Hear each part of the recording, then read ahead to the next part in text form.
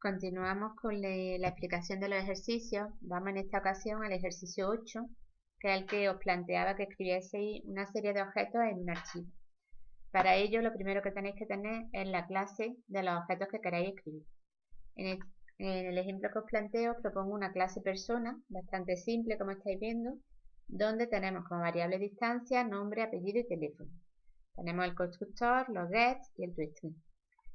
Pero tenemos una cosa muy importante, que es que la clase implementa la interfaz serializable. Para que nosotros podamos escribir objetos en un archivo, esa clase tiene que ser serializable. Esta interfaz es muy simple, puesto que no aporta ningún método. Entonces, lo único que tenemos que ponerle en la cabecera de las clases cuyos objetos queramos escribir es implement serializable. Y eso ya me va a permitir que yo pueda escribir objetos de esta clase. Os recuerdo que todas las clases de Java ya por defecto son serializables. Son las nuestras las que tenemos que decidir si queremos que sean o no serializables, es decir, que podamos escribir objetos completos sin tener que descomponerlos en un archivo. Una vez que tenemos la clase, yo he optado por un ejemplo bastante sencillo. Como veis, he creado dos objetos de tipo persona, que son los que voy a escribir en el archivo y después los voy a recuperar. Os aconsejo que si queréis, en lugar de solamente dos objetos de tipo persona, que lo hagáis con un bucle, en el cual le vayáis pidiendo al usuario datos de personas y conforme vais creando esos objetos los vayáis añadiendo al final. Incluso si creáis el objeto, el archivo en modo append, es decir, con el true al final, tendréis de una vez para otra los objetos añadidos al mismo fichero. Los vais añadiendo al final. Yo he optado por una versión bastante simple.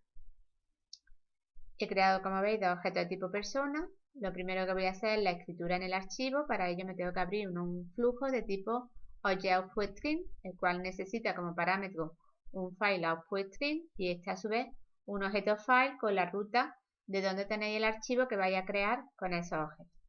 Una vez que hemos abierto el flujo de apertura para poder escribir en disco, lo que hago directamente es escribir sobre ese flujo los dos objetos.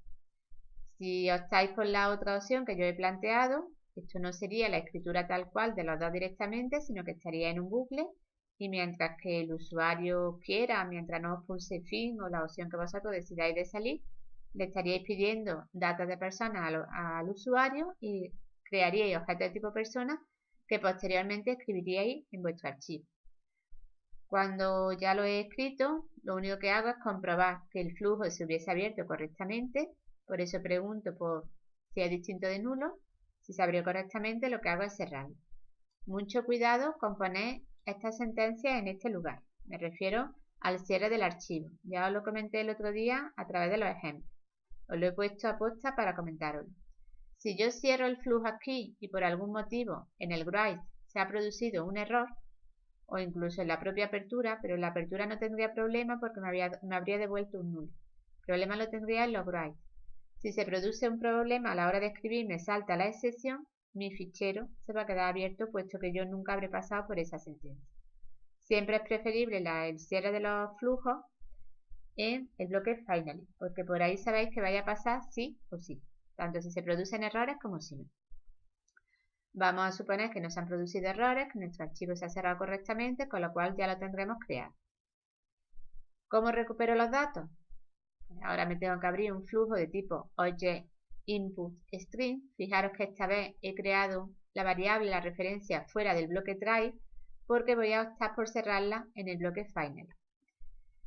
En este caso abro el flujo para lectura de objetos, sería un ObjectInputString, el cual necesita a su vez un FileInputString y por último un objeto file al cual le pasaríamos la ruta de ese archivo.